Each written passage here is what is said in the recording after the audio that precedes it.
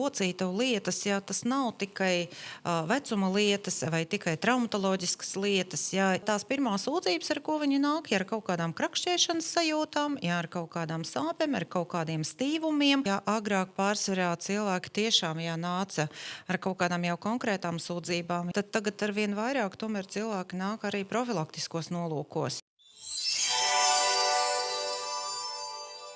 1, 2, 3. Parunāsim par veselību. Mani sauc Kaspars, esmu ārsts, un šodien pie mums studijā ir ģimenes ārste Karina Vernere. Jā, labdien! Labdien! Ģimenes ārsts, kāpēc tāda izvēle jūsu profesijā? Nu, ziniet, vispār tāda negaidīta, es tā teiktu. Tad, kad es beidzu savu laiku, toreiz saucās Latvijas Medicīnas akadēmija, tagad Stradiņu universitāte, tad jau tā kā pirmais gads, kad atvērās tā rezidentūra tieši ģimenes ārsta specialitātē. Līdz šim kaut kas vispār tāds nebijis Latvijas vēsturē, un tā kā diezgan interesanti likās. Varbūt par tiem gadiem, ko tu esi strādājis, varbūt kāds īpašs gadījums, ko tu gribētu pastāstīt, lai cilvēki domā par veselību jau agrāk nekā vēlāk. Nu, patiesībā laiki mainās, jā, un agrāk pārsvarā cilvēki tiešām nāca ar kaut kādām jau konkrētām sūdzībām, jā, dažreiz ar ielaistām slimībām, jā, dažreiz ar slimībām, kuras vēl nebija diagnosticētas, bet jau problēmas bija jau tādas samilzušas, tad tagad arvien vairāk tomēr cilvēki nāk arī profilaktiskos nolūkos, jā, un piemēram, kaut ko tādu pamana neierastu savā dzīvē, savā pašsajūtā, jā, varbūt arī vēl nekas tāds īsti nopietnas, jā, kas ierobežo viņu kaut kādā kustībā, jā, vai ierobežo kaut kādā eksistēšanā, jā, bet tomēr, ja tā kā tie zvaniņi nāk vienu reizi, otro reizi, jā, tad tie cilvēki arī sākuši nākt arī profilaktiskos nolūkos, un tagad es teikšu tā kā aptuveni pusi uz pusi. Tad tu gribi teikt, ka cilvēki vairāk piedomā pie tā, kā viņš jūtās un cik ilgi viņš grib labi justies? Protams, jā, tāpēc, ka arī attīstās medicīna, attīstās visa diagnostika, attīstās ģenētiskā diagnostika un testēšana. Jā. Tomēr arī cilvēki zina, ar ko ir slimojuši, rādi tuvie, jā, tālie, jā, un viņiem gribās saprast, jā, vai viņiem tas draud vai nedraud. Jā, tā kā tādā ziņā, jā, tā interese par to, ar kādām iespējamām slimībām viņš var saslimt, ņemot vērā arī to ģenētisku predispozīciju, arī spēlē lomu. Teici, ka medicīnā daudz kas mainās un parādās jaunas lietas, un ģimenes ārstam tas viss ir tā kā, visos virzienos jāzina. Pēc būtības jā, tā kā agrāk mums bija pediatrs, kas ārstē bērnus, jā, agrāk mums bija terapeits, kas ārstē pieaugušos cilvēkus, jā, tā kā kardiologi, pulmonologi, tādas smalkas, sikas nozares, jā. Tad ģimenes ārsts ir tas, jā, tā kā kuram jāorientējās visās nozarēs, un viņiem jāmāk ārstēt gan tie bērni, gan tie pieaugušie, gan arī tie jau gados vecie cilvēki, jā, tā kā gan jāsniedz padome profilaksei, gan ārstēšanai, respektīvi daudz, kas ir jāzina no likumdošanas, jā, to arī neviens nav atcēlis, jā, un patiesībā ir ko darīt. Mēs sekojam līdzi pasaules jaunumiem un parādās, kādreiz bija tas Google, māte Google, kas tur daudz ko stāstīja cilvēkiem, tagad jau mākslīgais intelekts. Kā tu ikdienā saskaries ar tām lietām, ka pie tevis atnāk pacients un tā kā jau izstāsta, ko viņš tur ir iepazinis jau digitālajā vidē? Īstenībā te ir arī viena tāda svarīga sadaļa, ja jau redziet, kas ir, ja cilvēki mūsdienās, ja viņi kaut ko izdara, viņi uzreiz, viņi negrib gaidīt, kad viņiem to gala rezultātu, gala slēdzienu paziņos doktors vai speciālists vai radioloģiskais slēdziens būs, viņi uzreiz grib to atbildi. Un tad, protams, agrāk Google māte, tagad ir mākslīgais intelekts, tas ir pirmais, tas padomdevējs, bet jāsaka tā, tā kā ļoti forši, ka viņš ir pirmais, bet baigi negribētos, lai tas būtu galīgais, tas risinājums. Jā, tieši tā, tas spriedelējs, visā tajā pasākumā, jo viņš jau analizē konkrētu izmeklējumu, konkrētu laboratorijas analīzes ciparu. Viņš neanalizē to cilvēku, viņš nezina, ko viņš lieto, viņš nezina, ar ko viņš slimo, viņš viņš nezina, kādas viņiem ir sūdzības. Jā, un ļoti bieži, ja tā kā mums arī laboratorijas analīzes ir jāvērtē kontekstā ar esošām sūdzībām. To mākslīgais intelekts vai Google māte nevar izdarīt.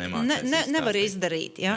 Un tad arī nereti rodās arī pretrunas starp runājot ārstam ar pacientu, ja, tā kā, jo ir pacienti, kuriem ir dogma, ja, mākslīgais intelekts man ir pateicis tā. Ja. Par visiem. Tieši tā, tu mēģini pamatot, ja, ka šajā situācijā varbūt tomēr situācija nedaudz savādāka, un tomēr viņa atgriežās pie tā mākslīgā intelekta, ja, un nevis lielākai daļai, bet ir kaut kāda daļa cilvēku, kur vienalga paliek, ja, tādā mākslīgā intelekta pusē. Bet katram gadījumam, ja, tā kā tas varētu būt labs sākotnējs, varbūt padomdevējs, un forši, ja, ka varbūt arī tie cilvēki atnāk pie savā ārsta un izrunā, ja, bet dažreiz, ja, tā kā tas gala rezultāts var būt pavisam savādāks nekā tas, ko tas Google māte vai mākslīgais intelekts ir prezentējis, ja, konkrētam individam. Man ļoti daudz draugi, ar ko esmu mācījies kopā, strādā par traumatologiem, ortopēdiem,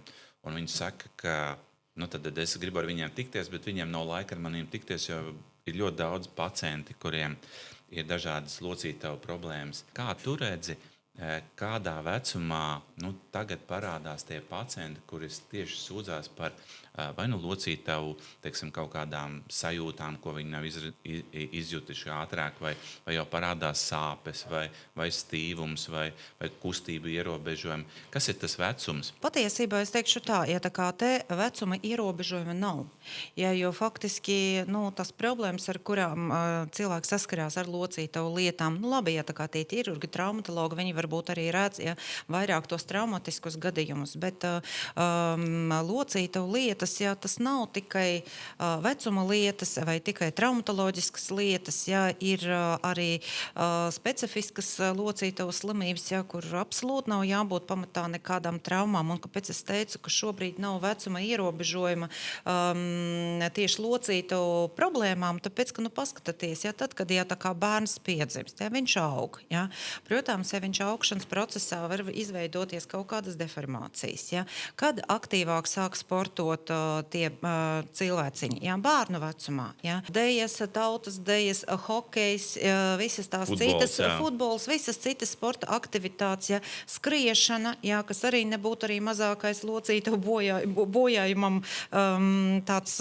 raksturīgais sporta veids, un patiesībā tā lielāka tāda fiziska slodze attīstās tieši ietekmē tieši tu pusauģu periodā to locītavu veselību. Ja, tāpēc arī mums ir arī bērni, ja, un pusauģi, ja, kas sūdzās par to, ja, tad, ja tā kā viņi mierīgi ieiet savā tādā jau pieaugušā cilvēka vecumā, turpina, protams, ja, tā kā gan strādāt jau un tā tālāk, un kurš strādāšanas veids šobrīd nav sēdošs. Ja?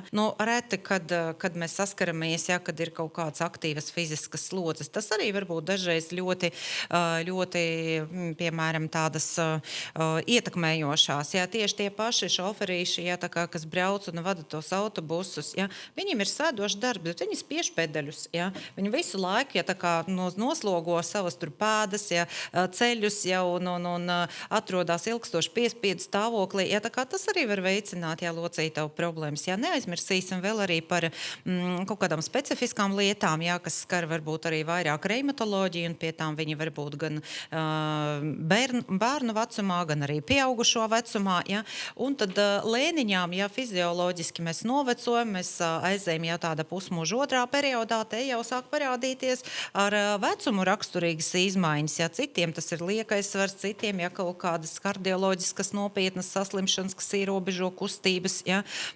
Citiem jau tā kā locītavu deģeneratīvās slimības, ja, kad jau tā kā parādās visas tās deformācijas, skrimšļu nodelumi. Tāpēc īstenībā mēs te varam pateikt, ja, ka visi vecumi, ja, ir pakļauti locītavu problēmām. Tu minēji par to sēdošo darbu un teiksim, tas ir viens no tiem faktoriem, kas ir 21. gadsimtā, kad tagad jau mēs mēģinām tur dažādus galdus, tur stāvgaldus, pacelt dažādos augstumos, bet tik un tā cilvēks jau vieglāk viņam ir sēdēt un kaut ko pie kompjutera darīt. Ja tu paskatītos uz tiem, kas pēdējā gada laikā pie tevīm nākuši un sūdzējušies par locītavu problēmām, kas tomēr tavā praksē ir vairums, teiksim, kas tomēr ir pārsvarā. Skaidrs, ka tur var būt gan bērni, gan pusauģi, gan jau, teiksim, vecāku gadagājumu seniori. Patiesībā es pat teikšu tā, ja tā kā, mēs atdalīsim, teiksim tā, ja tā kā tīri ar vecumu saistītas lietas, un tīri ar sporta aktivitātēm, tad es teikšu tā, ka tas ir pārsvarā cilvēki diezgan aktīvā savā pusmūža periodā, pārsvarā. Un nav obligāti tikai sēdošais darbs, vai braukšana pie stūrs, spiežot pedaļus, bet tikpat labi, cik daudz mums ir cilvēki, kas strādā celtniecībā, kuriem arī ir pārslodze. Tieši tā kā fiziskas tās pārslodzes izteiktāks. Un tādu ir ļoti daudz, un tie ir fiziski aktīvi cilvēki. Tā kā patiesībā, tā ir tādā lielākā daļa. Un tas ir varbūt arī tas moments, kad tās problēmas vēl aktīvāk sāk iezīmēties, un tas cilvēks paliek vecāks, jo viņi paliek, apauga ar tādu, tā kā vēl lielāku klīnisku izpausme ar izteiktākām klīniskām sūdzībām, un jau prasīs risinājumu. Kas ir tās pirmās pazīmes, ko tu sadzirdi, ko tavi pacienti, ko viņi saka, kam viņi pievērš uzmanību un varbūt kam viņi nepievērš uzmanību? Patiesībā es domāju, ka lielākā daļa sākumā tā īsti nepievērš uzmanību, jo vienmēr liekas, ka vispārējais ļoti forši, ja tas tā arī notiek. Bet tās pirmās sūdzības, ar ko viņi nāk, ar kaut kādām krakšķēšanas sajūtām, ar kaut kādām sāpēm, ar kaut kādiem stīvumiem, ar kustību amplitūdas ierobežojumiem, un pārsvarā, protams, tas ir tās lietas, kas skar lielas locītavas. Tie var būt pleci, tie var būt ceļi, tas var būt arī pēdas, tas var būt arī gūžas, atkarībā no cilvēka dzīvesveida un nodarbošanas veida. Bet tas ir tās pirmās, ar kurām viņi parasti griežās. Pēdējos 5 gadus ļoti daudz runā par kolagēnu. Kolagēns, tas ir viņu gan ir ļoti daudz, dažādi veidi un dažādi tipi, bet teiksim, kad atnāk pie tevis jau kāds, kuram ir locītavu problēmas, vai viņi runā par šo kolagēnu un kā kolagēns varētu ietekmēt locītavu veselību? Ļoti labi, ka jūs par to kolagēnu pateicāt, jo te ir viena tāda būtiska nianse. Ļoti daudzi cilvēki, sadzird vārdu kolagēns, viņi neatšķir, ka viņš var kaut kā atšķirties. Viņam liekas, ka kolagēns tas ir tikai tā kā skaistumam, jaunībai. Tā tas, protams, arī ir. Tā kā ir tie kolagēni, kas ir skaistumam un jaunībai, bet ir arī kolagēni, kas kā reiz ir locītavām domātas. Un dažreiz tu paskaties, ko viņi varbūt ir paņēmuši jau lietošanai, tu papēti to sastāvu, tu padalies, tā kā ar to savu, teiksim tā, to sastāva analīzi pacientam, un dažreiz viņiem ir tāds kantainās acis, viņš prasa, tik tiešām tie kolagēni, tā kā atšķirās, vai tik tiešām man no tā nebūs nekāda labuma. Tā īsti, tā kā negribās teikt, ka varbūt, viņš lieto tur 1. vai 3. tipa kolagēnu, ka tas nav īsti tas, kas būtu domāts locītavam. Un arī vēl viena tāda lieta, tā kā cilvēks saprot locītavu, locītavas ir tie kauli, kauli, kas sanāk kopā.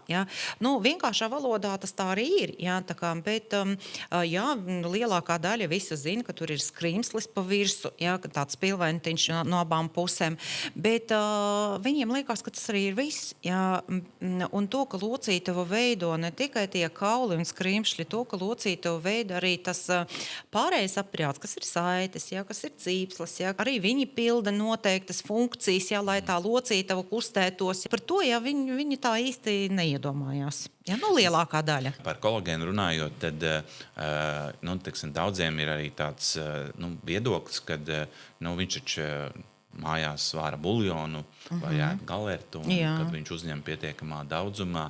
Un tad, kad kāds teiksim, ir virtuvē tāds virtuos, tad jau viņš redz, kāds tas kauls izskatās tai vistei vai tai cūciņai vai lielopam. Tur ļoti labi var redzēt visu, gan skrimsli, gan kaulu. Man viens draugs stāstīja vienu labu lietu, ka bieži vien tad nesaprotam to, kādā veidā mēs pabarojam to locītavu. Un bieži vien liekas tā, kad es taču tik labi visu daru, es tur normāli tur lietoju visu, kas ir nepieciešams, es ēdu labi, man nav slikti ieradumi, bet ir viena lieta, tur kauls man tā kā, osteoporoze sākusies, bet es tam nepievēršu uzmanību, jo visu pārējos daru labi. Un tad man tas draugs stāstīja, kad padomā, ja, tad locītava ir tā kā noslēgta sistēma, ja, un ka ļoti daudz no barības vielām pienāk locītavai tieši caur kaulu asinsvadiem.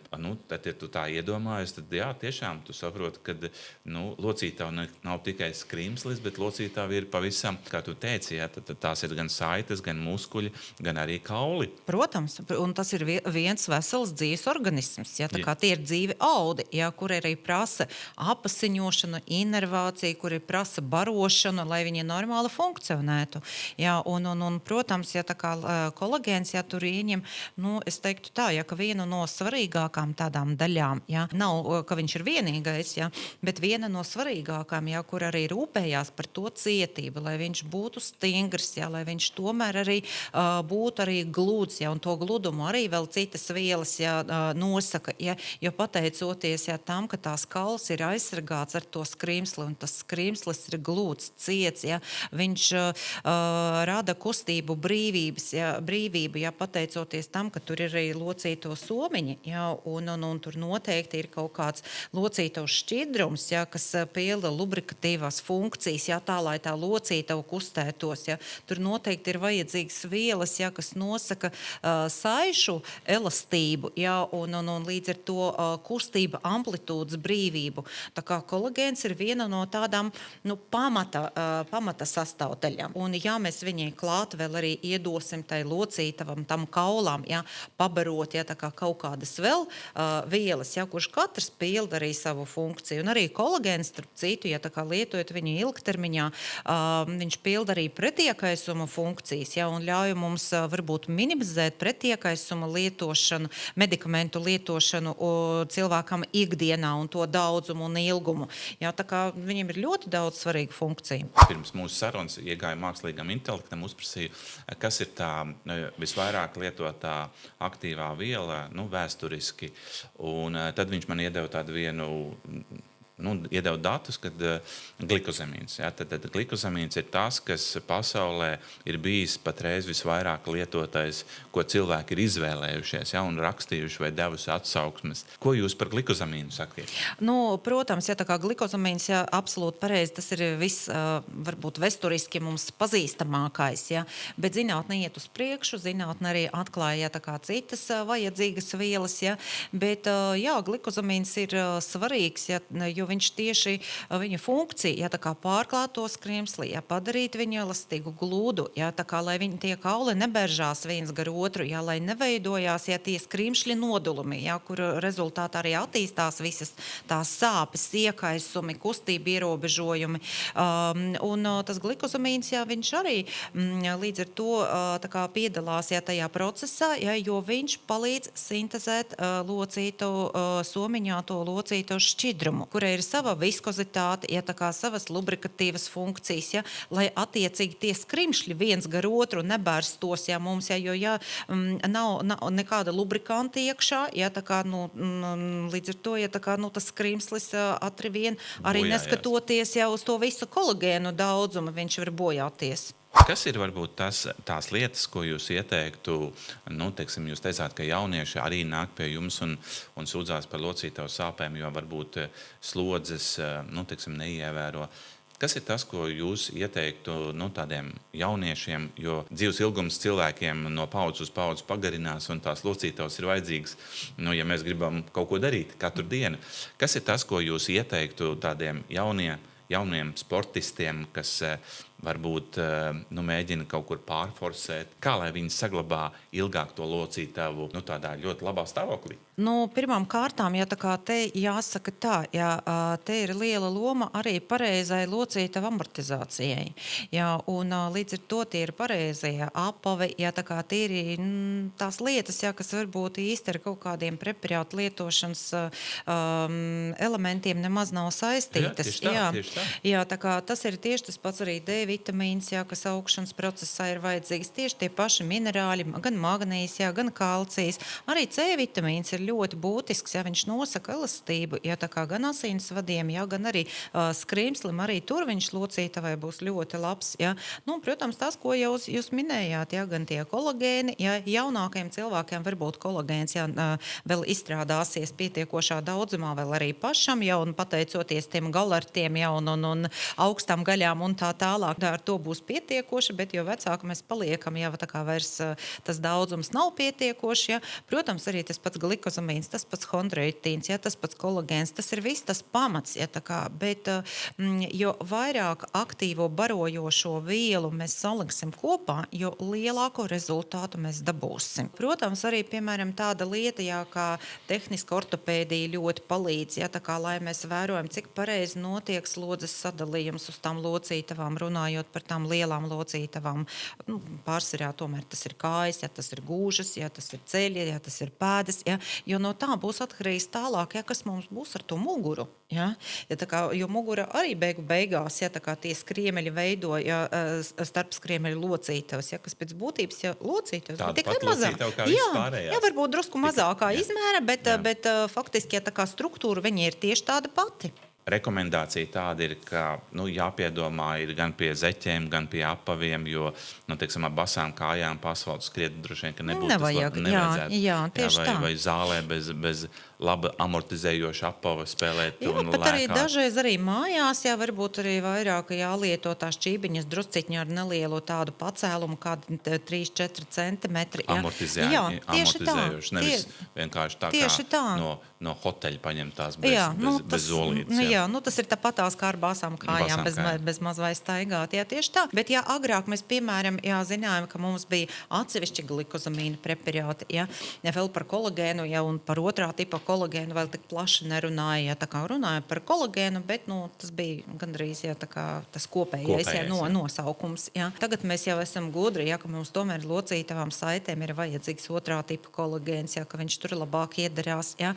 Tad tagad paskatāties ar vien vairāk, ja, tā kā transformējušies mums arī tie produkti, kas ir domāti locītavu veselībai. Viņi tagad ir kompleksā, vesels kompleks, ja, kas veidoja tā kā kompleksu sastāvu, jo dzīve jau ir pierādījusi visās jomās. Ja tu saliksi vairākas aktīvas vielas vienā te pašā tabletē vai kapsuliņā, vienalga kurā formā, tad tas ieguvums būs daudz labāks, nekā tu lietosi tikai vienu varbūt vielu, maksimāli lielajās devās. Ja mēs sākam runāt par aktīvām vielām un produktiem, ko var piedāvāt noteiktai klientu grupai, kuriem ir locītavas nepieciešams uzlabot, kā tev liekas, kas ir tas optimālais režīms, kas dara visiem teiksim, pacientiem, 5-10 reizes dienā viņš, protams, ka negribēs lietot. Vienreiz tas būtu izdevīgākais, bet, teiksim, redzot no tavas pieredzes, cik tie mūsu Latvijas pacienti ir gatavi ārsta padomu paņemt sev un arī to darīt tālāk. Īstenībā, ja cilvēks ir tāds perfekcionists, un viņš ir gatavs pildīt, tā kā vajag, viņš arī 5 reizes lietos, ja viņam pateiks. Bet cik tādu pacientu ir? Tādu būs ļoti maz, tāpēc mēs vienmēr skatāmies no tāda viedokļa, ka 2 reizes vēl varbūt pacients atcerēsies, ja to iedzer 3. reizi. Es domāju, ka arī doktori neatcerēsies, būs arī tāda daļa, tā kā noteikti. Tāpēc, ja tas ir lietojams 1 vai 2 reizes dienā, tas ir tas optimālākais režīms, kas arī noteiks to pacienta līdzestību, noteiks to, ka viņš to lietos, un, protams, ja viņš to lietos, tad būs arī efekts. Bet, ja viņš to lietos, kā pagadās, tad lieto vai nelieto aptuveni. Viens rezultāts. Man bija interesanti paskatīties arī pētījums par to, cik bieži jālieto un kā pacienti atsaucās uz to, vai viņš paņem to produktu, lieto. Un pēdējā pētījumā bija par antibiotikām, kur noteikti jālieto noteikti precīzi. Jo, ja tu nelietos precīzi, viņš nestrādās un tās baktērijas tur vairosies. Un tad bija tāds interesants fakts, ka 80% pat ja vienreiz dienā jālieto, aizmirst. Tātad 20% aizmirst viena vai otra iemesla dēļ, jo mazāk ir vienkāršāk ir lietošanas mehānisms pacientam, jo viņš arī labāk lietos un viņš sajutīs to efektu. Tas gan ir īpaši tajos gadījumos, kad viņam vēl kaut kādu citu problēmu dēļ vēl jālieto vēl kādi citi produkti. Jā. Tāpēc, jo mazāk būs jālieto, jo lielāka var būtība, ka viņš to darīs, ka viņš to lietos un ka mēs redzēsim to rezultātu. Jūs teicāt, pie jums nāk dažāda vecuma pacienti ar sūdzībām, un jūs viņiem nozīmējat kompleksu risinājumu locītavām. Kad tas pacients jums atsaucās un saka, jā, doktor, paldies, es sajūtu kaut kādu efektu. Tas nebūs nākošā dienā, viņš jums noteikti nezvanīs. Kas ir tas, kad viņš sajūt uzlabojumu? Patiesībā ir tā, jūs jau paši jau redzat, ka parasti tas optimālākais lietošanas ilgums, tad iesaka lietot 3 mēnešus, lai to efektu sāktu redzēt. Kurs, lai sāktu redzēt to efektu. Un tāpēc, pirmās pozitīvas izmaiņas, parasti mēs arī tā sākam, sāk parādīties kaut kur 2. mēnesī lietojot. Bet 3 mēneši tas nav tas laiks, kad palieto 3 mēnešus un viss. Un tad obligāti vajag taisīt pauzi vai atcelt šo te preparātu.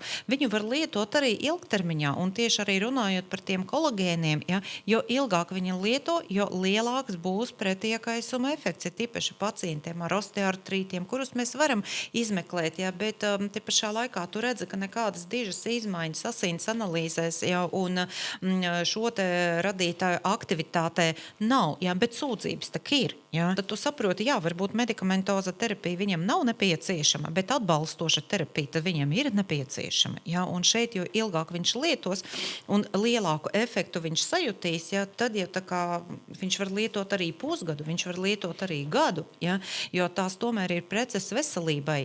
Tas nav, tā kā recepšu medikaments, kurām var būt savi ierobežojumi lietošanas biežumā, ilgumā, termiņā. Es arī sportoju un šādi tad ar ārstiem kopā hokeju, basketbolu uzspēlējam, un tad sanāk diskusija, jo mēs esam dažādi profesijas ārsti, gan kardiologi, gan traumatologi un anesteziologi, gan arī tie, kas precīzāk diagnozes, kuri rengenus skatās un kompjūtera tomogrāfu, un tad bieži vien sanāk diskutēt, tur, ka kādam tur iesāpās kaut kas, tad tev jāuztais rengens. Bet man viens, kolēģis teica tā, ka tu tajā rengenā neko neredzi, bet pacients sūdzās.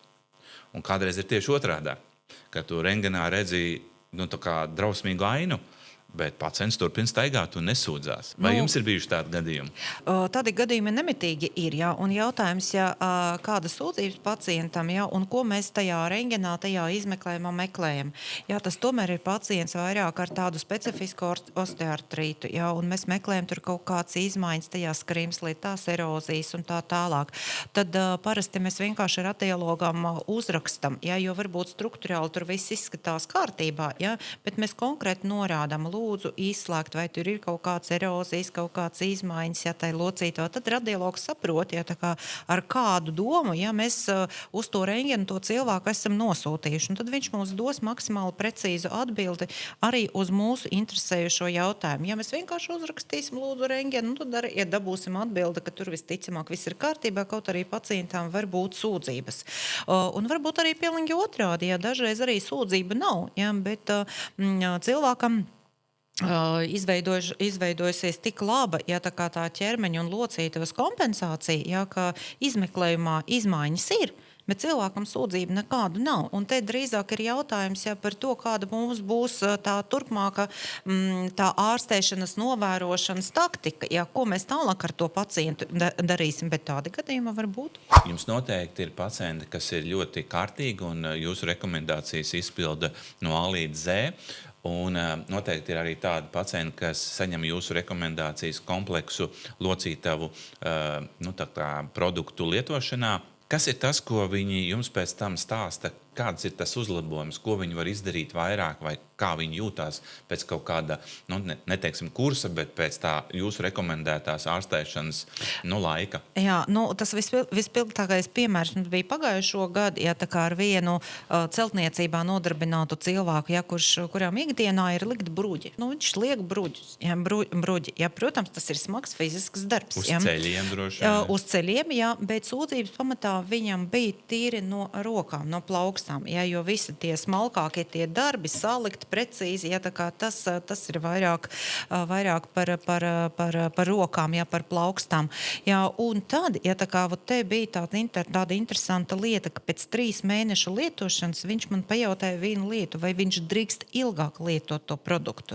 Es saku, protams, drīkst, bet pasakiet man, kā jūs jūtaties, ja, vai nav efekta no tā, vai ir kaut kāda jēga tam produktam. Viņš saka, pateicoties viņam, man tagad vairs nesāp, ja, tās visas plaukstas, ja, un plaukstu locītavas, ja, un es varu pildīt savu darbu. Nevis tā, ka viņš dēļ tā, ja tā kā kaut kādu laiku ir ārpus darba tirgus, ja, bet viņš var pildīt savu darbu. Ja. Tā kā tas bija tas spilgtais piemērs, ja, kad mēs ieguvām gan atsauci no pacienta puses, ja, gan arī tajā pašā laikā klīniski viņam bija pazudušas tās sūdzības. Ja, bet viņam galvenais jautājums bija, vai viņš drīkst to turpināt ilgāk. Protams, ka drīkst. Skaidrs, ka cilvēka organisms ir unikāls un mēs spējam kompensēt un mēs spējam pielāgoties, bet bieži vien ir tā, ka,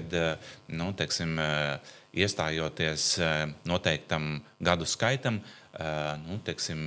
mēs nevaram saražot vairāk tik daudz olbaltumvielas un arī skrimšļa, tāda materiāla daudzums mūsu organismā samazinās. Vai jūs esat redzējuši arī tā, ka ir pacientiem, kuriem arī lielā vecumā skrimslis ir pilnīgi vesels? Īstenībā pilnīgi vesels, ja noteikti ne, ja, bet varbūt labi saglabājies priekš attiecīgi viņa gadiem. Tad jā. Bet tur, ja tu vairāk parunā ar to pacientu, tad var arī saprast, ko viņš dara, ja tā kā, lai tas tā būtu. Ja. Un tur arī nāk klāt, ja kaut kāda spēka vingrinājuma regulāri, ja, ko viņš varbūt agrāk, ja, jaunībā, ja, tik bieži nebija veicis. Ja, tur nāk arī tie kompleksie preparāti, ko viņš periodiski lieto, ja, tā kā te pašā laikā locīto veselībai, ja, un arī citam lietām. Ja, un tad tu saproti, ja, kāpēc tā situācija ir tāda pietiekoši stabila, bez tādas negatīvas dinamikas, ja, bez nepieciešamības lietot recepšu zāles ilgtermiņā un tā tālāk. Ja mēs runājam par skrimsli, kuras, jūs minējāt, protams, tās ir lielās locītavas, bet jūsu praksē, kur jūs redzat visvairāk tieši, kuras locītavas tiešām ir visvairāk, kā nepasargātas un kuras, varētu teikt tā, nodilst pirmās? Ziniet, es teikšu tā, ja tā kā tas ir ļoti individuāli, ja, jo varbūt cilvēki, kuriem ir vairāk, ja, mazas locītavas ir jūtīgākas, ja, un varbūt arī situācijas, ka tieši lielas locītavas. Ja.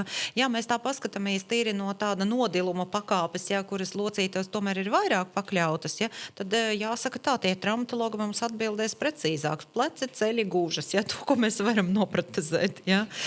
Bet ir arī mazas locītavas. Tas ir plaukstu locītavas, ja, tas ir mazās pirkstu locītavas, ja, kuras arī var deformēties, kuras arī var sāpēt, ja, kuras var rādīt tuskas un stīvumu, ja, kuras var ierobežot ikdienu aktivitāti, kaut arī tik tālu, ja, ka grūti pacelt, ja, kafijas krūzīti. Ja, un, tas mēs nopratizēt īsti nevarēsim, ja kaut kādus, ja, sāļu izgulsnējumus, ja, locītavai virsū nozāģēt nevarēsim, bet problēmas cilvēkiem tas var rādīt, ja, un mums ir jāmāk mēģināt tiem cilvēkiem palīdzēt, ja, lai tās sajūtas neprogresē. Ja jums būtu jāpasaka, tie, kas mūs klausās, kas ir tās pirmās pazīmes, kad viņam tomēr būtu jāgriežās pie speciālista, pie ģimenes ārsta, lai viņš maksimāli ātri varētu palīdzēt sev un locītavai būtu mazāk risks ar lielāku nodilumu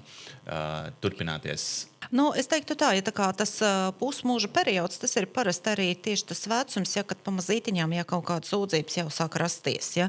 Varbūt arī šīs periods. Varbūt sievietēm jāsaka tā tīri tās menopauzes tuvošanas un menopauzes posms, ja ir tās būtisks, ja, jo tad, ja tā kā, hormonu pamazītiņām, ja vairs nesargā ne mūsu asinsvadus, ne mūsu kaulus, ja, tā kā ne mūsu locītavas, ja, un te tās sūdzības jau sāk parādīties.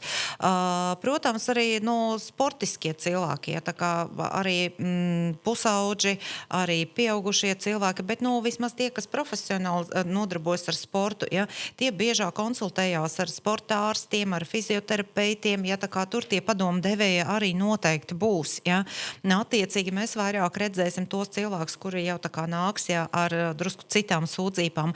Bet jāatcerās, ja, ka mēdz būt arī tādas specifiskas locītavu slimības, ja, gan artrīti, gan traumatiskie tā kā locītavu bojājumi, ja, gan arī pārslodzes, ja, un ja cilvēks jūt jau pirmās sūdzības par locītavām, krakšķi, sāp, ierobežo kustības, jā, sāk sāpēt pie kaut kādām noteiktām kustībām, nevajag tos simptomus atstāt novārtā. Jā, jo tas ir tas pirmais moments, kad mēs varam daudz labāk palīdzēt nekā tad, kad problēma jau būs samilzusi. Man viens daktars stāstīja, ka pie viņa atnāca pacients, un ļoti kārtīgs pacients, un atrādīja ārstam visu, ko viņš ir darījis.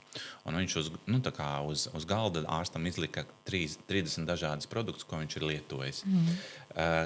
Kas varbūt ir tas, ko jūs kā ģimenes ārsti rekomendēsiet saviem pacientiem vai tie, kas pie jums atnāks, lai viņi nosargātu savu locītavu pirmkārt, un, protams, tad, kad jau ir jāatjauno kādu no detaļām, locītavu detaļām, kas ir tas, ko jūs viņiem liktu padomāt un arī ne tikai no produktu aktīvo vielu lietošanas, bet arī no kaut kādām aktivitātēm, pie kā vajadzētu padomāt un kas būtu jālieto? Īstenībā, ja tā kā primāri vajadzētu padomāt arī pie sūdzībām no locītavu puses, kur ir gan sāpes, gan kustība ierobežojums, vajadzētu padomāt par kustībām. Tomēr kustības ir tas, kas to locītavu kustinās, ja, pateicoties kurām tās darbības būs iespējamas. Dažreiz cilvēki domā, ka ja viņiem ir kaut kādas sāpes, ja, vai tūska, ja, tad labāk to locītavu neaiztikt, ja, un labāk likt viņu mierā. Īstenībā tādā ziņā, ja mēs to darīsim ilgāk, mēs vienkārši atdursimies pret to, ka vienā brīdī attīstīsies tādas piespiedu locītavu stāvoklis, kad mēs vairs nevarēsim viņu atvingrināt atpakaļ. Neko nevarēsim izdarīt vairāk. Tieši tā, jā. Tāpēc, ja tā kā kustībām ir jābūt pirmām kārtām, ja, protams, ja vēl arī pamatā, ja tur kaut kāds osteoporozes vai tīri specifiskas lietas, jā, tad tiem spēka vingrinājumiem jābūt, jā. Tā kā noteikti jābūt visam kompleksam klāt. Gan kolagēnam, gan glikozamīnam jūsu pieminētām. Jā, mēs vēl arī to varēsim papildināt ar omega-3 augstskābēm, ar C vitamīnu, ar magniju, ar kalciju. Jā, tas būtu vienkārši lieliski. D vitamīns. D vitamīns, jā, protams. Vai es drīkst uzdot jautājumu jums, cik gadus jūs strādājat par ģimenes ārstu? 26. 26 gadus. Kas varbūt ir tāds negribu teikt tāds smieklīgākais, bet tāds uzjautrinošākais gadījums bijis, ko jūs saistībā ar locītavu veselību vai kā mēs, kā Latvijas pacienti esam ārstējušies pirms mēs nonākam līdz speciālistam. Ir bijis kāds tāds? Īstenībā, ja tāds varbūt konkrēti ar kāda preparāta vai medikamentu lietošana tāda nebija. Bet bija dabas līdzekļiem. Jā, dabas līdzekļi tur visādi iet, jā. Un tipaši vispilgtākie piemēri ir konsultanti, kas iesaka. Jā. Man arī bija tāds gadījums, kad man visu laiku, tā kā viens vīrietis nāca un man tante Marija, es domāju, ka tā ir zintniece kaut kāda, tā kā tautas dziedniece, vai kā, ja es beigās nenoturēju un pajautāju, saku, pasakiet lūdzu, kas tā tante Marija ir? Es saku, tā mūsu saitniece, viņa pirmā stāvā dzīvo, viņa visu zina, viņa ir praktiski kā dakteris. Tad viszinošākais mums ir zināms pirmajā stāvā. Jā, tieši tā. Tā kā dažreiz tā kā vienkārši jāpaprasa, kurš ir tas, kas ir ieteicis. Jā. Tagad, protams, tādas tantes būs mazāk, tagad būs mākslīgais intelekts, kas tante visu. Marija būs mākslīgais intelekts. tieši tā, ja tā kā nosauksim viņu tā. Bet tādi kuriozi gadījumi var būt, ja. Un tu dažreiz domā, ka varbūt, tiešām tas ir dakteris, ja, varbūt arī pensionēts vai kā, ja, bet, jebkurā gadījumā profesionāls iemaņas paliek, ja, bet neizrādās, ja, varbūt savādāk, ja. Nu jā, tur ir dzirdēt gan kāposti, gan visādas ceļtekas. Urīna terapija, tā kā tur ir bijusi kāposta lapas, ja, kādas tur šalles, ja, tādā noteiktā garumā, ja, un obligāti krāsa ir jābūt vai sarkanai, vai dzeltenai. Viss, kas ir dzirdēts. Viss, kas ir dzirdēts, jā. Un tagad varbūt par tādām lietām, kas varbūt ir tā kā nesaistīts ar locītavām, bet varbūt nedaudz saistīts. Mēs, tā kā katrs mājās gatavojam ēst. Kāds ēdiens jums labāk sanāk gatavot? Īstenībā Visi. Visi, jā. Es tā īsti nevaru izcelt, ja, ka kaut kāds viens ēdiens, ja, kas man vismīļākais. Ja. Jūs kaut ko rekomendējat arī pacientiem ar locītavām, kaut kādus īpašus ēdienus ēst? Vai? Īstenībā, ja tā kā īpašus ēdienus es viņiem nerekomendēju ēst, ja, tāpēc, ka, ja mēs tā paskatāmies, cik daudz pacients apēdīs, ja, tā ēdiena. Vienalga, ja arī tur būs, ja tās vajadzīgas viņam vielas locītavām, ja, bet tas nebūs tādā daudzumā, ja, kas reāli varētu viņu glābt no tā visa. Ja. Tāpēc jau labāk pieturamies un skatāmies zinātnē līdzi, ja, un izmantosim to, ko šobrīd mums zinātnē ir radījusi, ja, un palīdzējusi. Tas nozīmē to, ka jūsu rekomendācijas pirmām kārtām ir kustības. Kustības, jā. Jā, tad arī saule droši vien vai D-vitamīns, lai kauli būtu. Un tad jau atbalsta, un visas atbalsta vielas. Ja, ja produkti locītavu veselībai šajā situācijā, ja respektīvi produktu veselībai. Paldies, doktori, un ja mums būs jautājumi, mēs noteikti jums uzdosim, un jūs sniegsiet mums kādu konsultāciju, lai pacientiem būtu zināms, ko viņiem darīt jebkurā situācijā. Labi, sarunāts, visu labu.